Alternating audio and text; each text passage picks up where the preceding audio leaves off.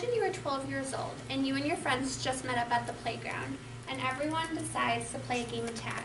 But you don't like tag. For some reason your heart starts beating really fast and you get super dizzy sometimes and you even pass out. It doesn't happen to your friends. You're not sure why or what's wrong with you, but you think it has something to do with the way you look. On October 31st, you all took a survey. I asked you guys, are you aware that childhood obesity is an issue in the United States? 99% of you guys said yes, and you are correct. I also asked you guys, what are some of the causes that causes obesity in children? Most of you guys said something along the lines of lack of exercise, use of technology, and money issues, and you were all correct.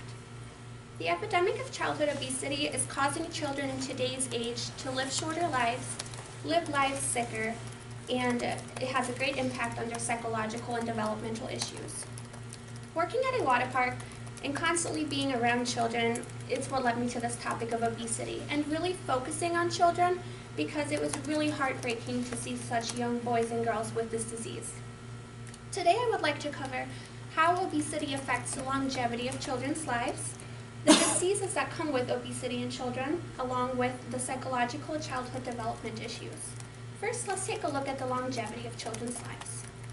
Obesity does have an effect on the longevity of children's lives. As you can see here in this graph, according to the online magazine The New York Times, an article published July 5, 2016 by author Jane Brody titled "The Urgency in Fighting Childhood Obesity" states that because of obesity, children could wind up living 2 to 5 years less than their parents, which is a negative effect on lifespan, which could be greater than that caused by cancer or coronary heart disease. The same article states that 1 in 3 children today are obese. 1 in 3. If we can't let this go unchecked. Oftentimes, obesity in children is left unchecked until kidney failure, organ failure, or the development of type 2 diabetes. According to the New York Times article I just cited earlier, 400,000 people per year die of this disease, and yes, that number does include several children as early as 7 years old. Now that we have an understanding of the effect of obesity on the longevity of life, let's talk about the illnesses that come with this disease. Children are experiencing sleep-disordered breathing, which is when a child will rapidly start and stop breathing while being asleep. No control. We also see non-alcoholic fatty liver disease, which can scar the liver, causing inflammation and fatigue, and these symptoms are similar to those of people who have chronic alcoholism.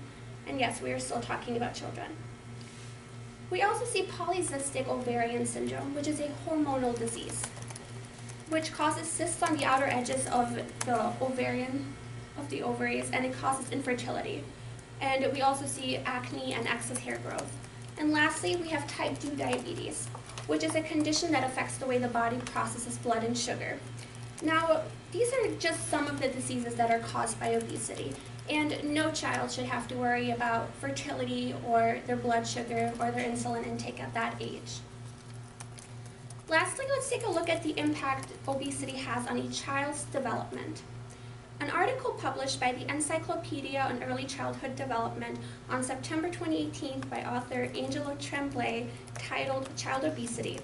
It is well established that overweight and obese youth also experience peer difficulties, including victimization, which are known risk factors that will lead to suicide.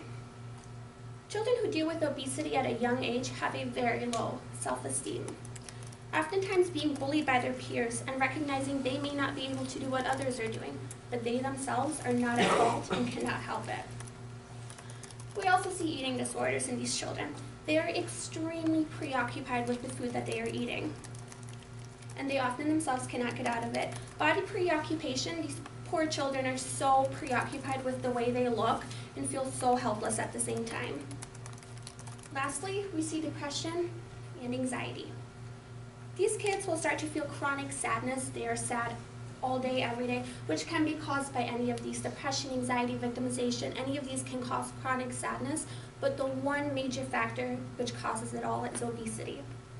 In conclusion, the epidemic of childhood obesity is causing children in today's age to live shorter lives, live sicker, and it has a great impact on their early psychological child development.